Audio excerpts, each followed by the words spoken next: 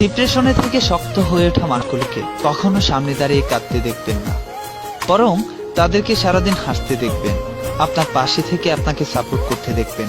According to my point of view, লাইফে হোঁচট খাওয়া খুব দরকার, অন্তত একবার হলেও দরকার।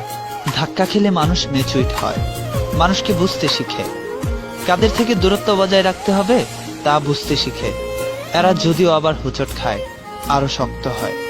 নিজেকে শান্ত করার মতো শক্তি এরা রাখে। প্রাণ খুলে হাসার অভিনয়টা পুরোদমে শিখে ওঠে, অন্যদের হাসাতে জানে, নিজেকে পৃথিবীর সবচেয়ে সুখী মানুষ হিসেবে সবার কাছে নিজের অজান্তে প্রাণোচ্ছল হাসি দিয়ে পরিচয় দিতে জানে।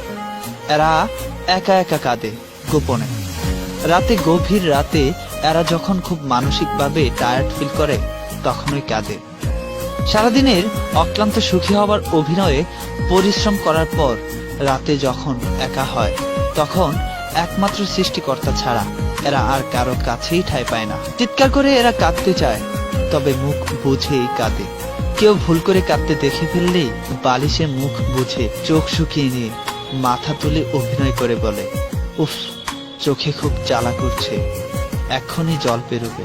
এরা আবার পরে কিন্তু উঠেও দাঁড়ায়, মনে মনে বলে আর পারছি না, খুব ক্লান্ত লাগছে, তারপর সামান্য কাঁদে।